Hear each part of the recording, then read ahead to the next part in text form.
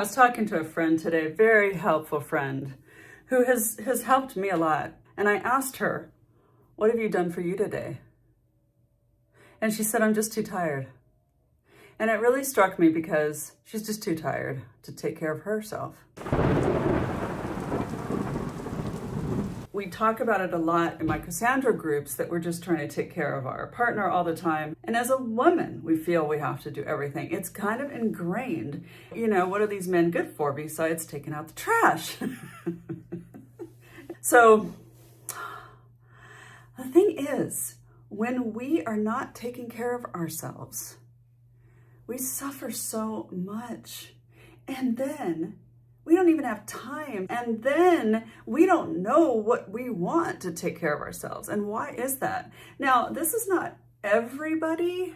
This is not every woman. Women who love hard, women who have deep compassion, women who have been through quite a bit more trauma than they deserved, women who have really lived, women who are a little bit broken and they're tired. You reach a certain age and the kids are going away to college, or your career is taken off and menopause kicks in. My goodness, we finally figure it out, and then we have to go through menopause and deal with our body all over again. It's exhausting to simply take care of yourself and to know what you need anymore. And we can't put the label, we can't do the victim blaming. We have to stop doing the victim blaming on, well, you just need to be more, you have to show more boundaries. You have to be self-assured, and you have to be, we don't say that to men. Or you're being too this, or you have to do this. And women are always victim blamed. It's always our fault that we're struggling. And it's always our fault that the men are struggling. Now, there's a movement with, we just don't care anymore. We just don't give a flying flip, but we're exhausted. So we don't even know what we want. We're angry because we don't even know what we want, because we've spent all those years trying to take care of everybody. Oh my gosh. I'm laughing because it's just so darn frustrating that we're not honored more as women. We're not given that care. And not because we've done something wrong. It's just this society that has developed into such a headstrong trying to make all the money and be successful and be hardcore, and you have to be this. If you're a woman, you have to be the BITCH to move forward. And yes, it's changing. But as soon as it starts to change, as soon as we move forward, every type of medical or thing for women, it's still so far behind. We still don't have the care that we really, really deserve as mothers. And this isn't a rant about, women's liberation. Women need to be, it kind of is. Because I know, we can talk till we're blue in the face and just, what do you do about it? I really don't know. It is changing. And I think women, girls now are getting it. And that's exciting. It really is. And I don't think it'll be in our lifetime, you and me, at over 50. But I really have hope for the women today, the teenagers, the girls, the young women, the young adult women who are kind of getting that they have a right, they have a say, they have the strength to move mountains, more so than any other man could. No, I shouldn't say that. Oh my gosh. It is changing. It's just slow. And it's kind of, if you're over 50 like me, it just kind of sucks. We're seeing it.